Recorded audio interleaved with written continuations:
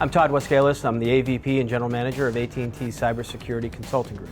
So I'm really excited to be on Threat Track today. I think our conversation is going to have a little bit of a different perspective because we support AT&T's externally facing clients. So we're out working with our end clients and helping them solve their challenges. So I think it brings a unique perspective back to the organization. In this Threat Track episode, it's interesting to see different points of view come across. We have the customer-oriented point of view where myself and Todd, we work with a number of customers on site, and we also get to hear John's view as being part of CSO, how he deals with some of the internal challenges within AT&T. Business email compromise is the concept where attackers go after specific individuals inside of an organization, typically at a high level, so CEOs, CFOs, people that have the ability to authorize payments, and then convince them that there's someone else to try to get them to offshore some money to a foreign bank account. The FBI recently put out a report on business email compromise and the need for consumers to be aware of this.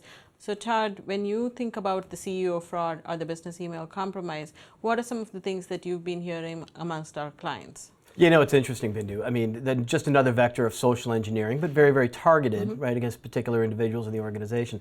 I think what's funny, though, is that as we help organizations deal with social engineering and training their people and testing their environment, quite often we're told, all right, you can test everybody, just don't touch the executives, right? Yeah. They're out of scope for this thing. And so we're starting to see more and more companies step up and say, yep, we've got to get our boardroom involved, we've got to get our senior people involved, go ahead and include them in the social engineering test. And hopefully that'll make a difference and see some reduction in this BEC. Yeah, pretty much no industry is immune to this, right? You can think about a hospital, you can think about a retailer, manufacturing. All of these people have wired large sums of money to offshore accounts without even hesitating. I was talking to some of our customers who said, how practical is it for me to walk into the CEO's office and say, hey, did you really, send me that information, or say that, you wanted it to be wired? My, perspective is, do you want to be sorry that you wired, billions of dollars to this fund, versus going and just double checking? John, what are you seeing from the AT&T side? Well, we're seeing a lot of that. I mean, we try to do, a lot of filtering, with spam and rules and phishing, but I think we do see the same thing. Targeted phishing has become so prevalent, and I don't think people recognize that an email or whatever that they get is going to be tailored to them. That they're going to know sometimes where they bank. They're going to know their pets' names. That we put all this stuff on Facebook. So these phishing attempts are not just such randomness that, you can easily guess it, bad language, bad grammar. It is very targeted, sometimes even just to one person, that one financial officer that they know everything about you, that, and they'll just make it seem like it's a real legitimate email. Yeah. So it reminds me, I'm going to ask you, I've gone 10 concerts. I want you to tell me which one I haven't gone to. I don't know if you saw that Facebook thing or not, but just another ploy to get information out of individuals, right? And we're seeing that, out of office messages, where you exactly write, where you're going to be gone and how long you're going to be away and who's your secondary. You say, hey, for anything related to operations, deal with this person. Finance, talk to this person. They're able to take all of that information and weave it into an email, which really does look legitimate. We hear a lot about training and awareness that goes on in organizations. I think what we need to see is more testing of that training and awareness. And then we've got to get our employees involved in that feedback loop, right? Yes. Some of the most successful programs I've seen are where companies test their employees and then bring their employees together afterwards and say, hey, here's what we did. Here's how many people we caught. Here's how many people did this, right? Yeah. And so, and we've seen over time how that number goes down with the more involvement the employees have. You can't just fire and forget from a training perspective. I think the key takeaway from the article that Bindu spoke about was that business email compromise is hitting every segment, every vertical, all sizes. So you have to realize that everybody in the organization is a target and everybody needs to do the right things to protect the data. So I was reading, as everybody else probably has, about the orange is the new black hack, or as I like to call it, third party is the same risk. Yes. Right? And the situation there where some actors have gotten access to that information, held it up for ransom. Orange is the New Black is a series on Netflix where viewers are anticipating the release of the season of the show. A third party that housed the data, the series information for Orange is the New Black, was compromised and that data was taken. It was then held for ransom. I think it really kind of makes us look back again at the supply chain risk that we deal with, right? And it's not just the orange is the new black issue. I mean, the majority of compromises that we see going on today is typically through some third party. You know, somebody who doesn't have the funds to set up the security that the larger organization does, and you know, leveraging those credentials to, you know, exploit access and get into the environment. Yeah, and what we're also seeing is, hey, entertainment industry, why would somebody go after me? Right? Classic examples. We've seen other breaches in the past in this industry, and even, you know, what is happening right now is nobody's immune, right? So you could have data that you don't think is, you know, really what the hacker is after, but it could be any piece of information. In this case, the series, right, that is being downloaded now. What is the hacker after today, right? So if you ask each vertical, each industry, they'd say, hey, you know, my sensitive information is health information. My sensitive information is payment card information. But that's not it. The hacker is after your intellectual property. The hacker would like a, you know, list of vendors that you work with. You know, any information that they can monetize is what they're after. Every organization has some data that's valuable to somebody. Many organizations say, hey, they're not going to come after me. I don't have anything. But clearly, everybody has something at risk. So, John, what do you think of, you know, what's happening out there? There's a lot of suppliers in the third party, you know, groups and about anything you do anymore. There's nothing that is a single, you know, source in, you know, product, whether it be just even servers, you know, storing it on a cloud site. You know, so it's certainly something that everyone has to be cognizant of, that there is a, you know, as a need to make sure that you've secured it at each level and that you know where each level is being managed. Yeah. You know, when we talk about management and risk management, right, that's one of the options. So you identify the risk in the organization to make a decision. Do I accept that? Do I mitigate that risk, or do I transfer that risk, right? And I think that we've got to be conscious of the fact that as we transfer that risk out, and we have third parties in our supply chain holding critical information for us, that at least contractually we're making sure that we're covered, but as well, you know, validating that with third-party risk assessments and having a strong program in place to be able to go back and ensure that that organization is protecting that data properly. Yeah, and across the board, I think we use several types of third parties, so establishing a risk profile for each one of those and making sure you categorize, hey, this is, you know, hot information that's probably going to be wanted outside. So those types of vendors that have access to that need to definitely fall under a different category of protection versus the other ones that, you know, you're not giving them that much access. So I think it's also going back as an organization and revisiting your third-party list. Most of them really don't even have that documented, right? So you don't have a list of everybody that you work with, and that is key now. So. Yeah, and the interesting thing, you said it earlier, is that, you know, some companies don't think they have data that's worth stealing, right?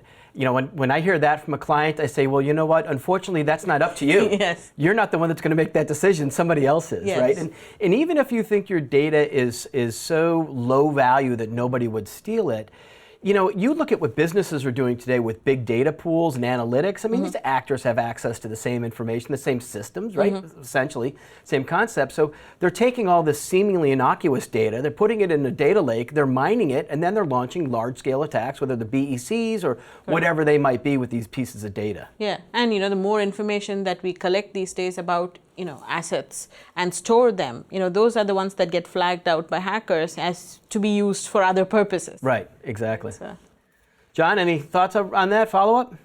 I think the thing that always gets me in any of this whenever I see these stories is visibility into those third parties.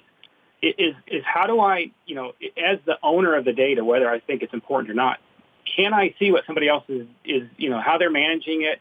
You know, do they have logs? Do they have data that I can look at to see who's even getting in there? Maybe I'm curious that, you know, that there's been 27 connections from a certain IP address in, you know, in Central Asia. Maybe that's something I need to know. Right. No, that's a great point. That's a great point. And to be able to get that, you really need a good understanding of what your baseline traffic is. We have challenges there with many organizations that don't really monitor and know what the baseline is. So how can you identify anomaly if you don't know what your baseline is? So which is why we deal with threat fatigue, right? The alert fatigue. I keep getting alerts, so I'm not going to pay attention to it. Right, but that's not the solution. Just tune it down so I don't have to listen to it anymore. So you need to establish a risk profile and make sure that when you look at risk from a cybersecurity point of view for your organization, it's the sum of risks of all these other third parties that are connecting to you. It's important for companies to realize that security has to extend beyond the enterprise boundary. It's got to go into your third-party suppliers and your supply chain and those types of things. You've got to be able to validate that. So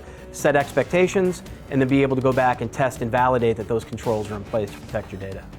Hey John, I hear you have a pretty interesting story on certificate pinning. You want to tell us about that? Sure. One of the things I do on a day-to-day basis is look at security vulnerabilities impacting applications and mobile devices.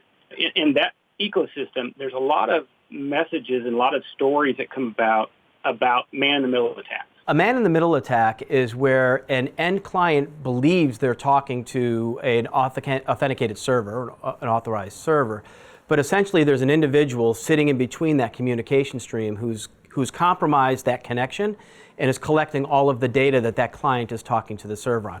Often it's over a public Wi-Fi, probably the most common type of breaches. And then when you're in there, you're collecting cardholder data. If you're buying things online, you're collecting banking information, logon credentials. All of that information is being sent in the middle unencrypted. There was a story back in February that a researcher had found that when he was looking at a lot of popular apps, in particular banking apps, he was finding that they were subject to man-in-the-middle attacks based upon their certificate not being properly validated. You'll have a client certificate, you have a server certificate, they match them up, they share a key, and then they make sure that session's encrypted. And in best case scenarios, nobody can access that data, or if they can, they just see scrambled up garbage. If you don't do the proper handshake and proper negotiation of those keys, it is certainly very possible that somebody could intercept it, be that man in the middle, somebody right in the middle that can connect the dots. And one of the key solutions to solving this is certificate pinning. And it's not a term that a lot of people know, especially not people in the network world know. It's more of an application thing. But basically what that means is that I'm going to hard code in my application, here is the server certificate, in particular the root certificate, that I'm connecting to.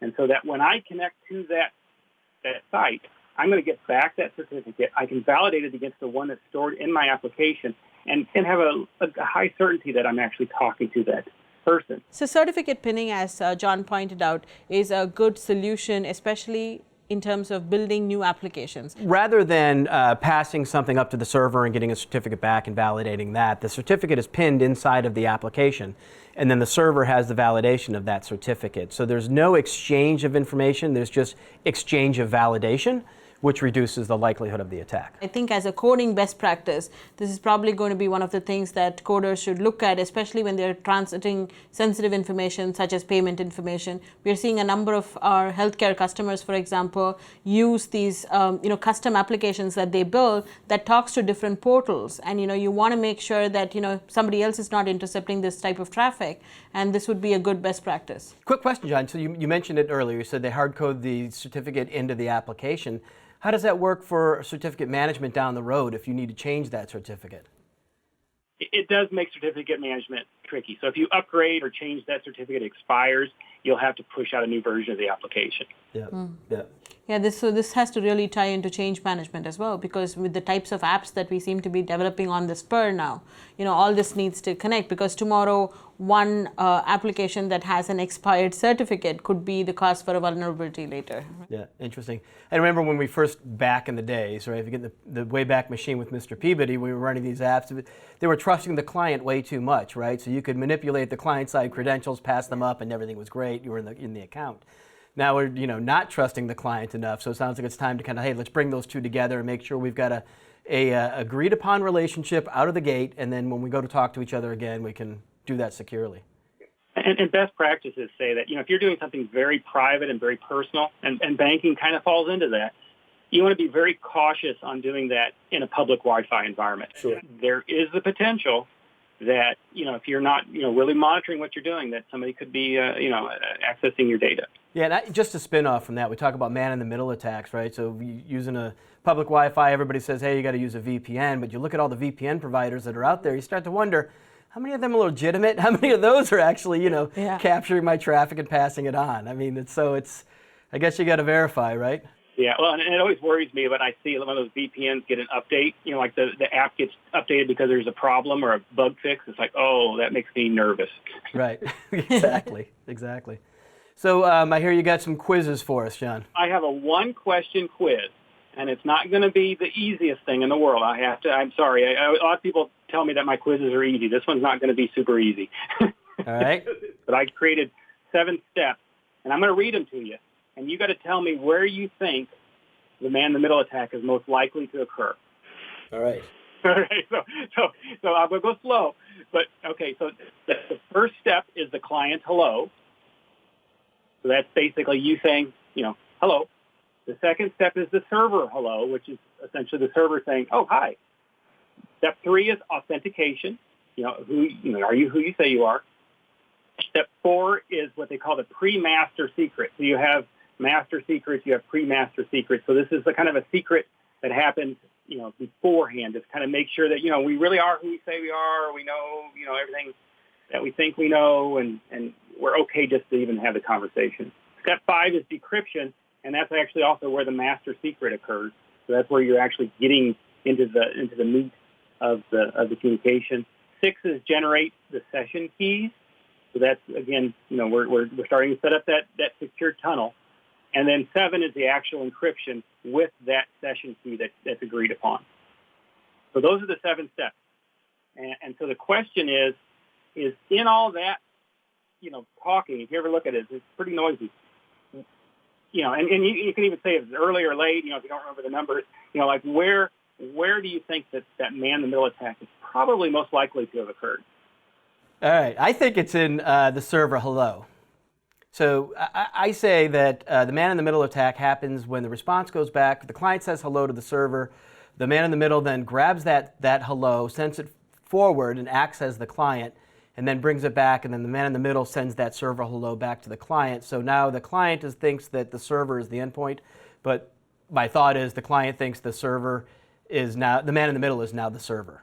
Bindu, do you agree with that, or is there something else that you think? So when you were describing it, I thought it was between 4 and 5. So I thought that until they get to the pre-master, it'll behave as if everything is okay. And once they get that pre-master is when, this man-in-the-middle attack will commence.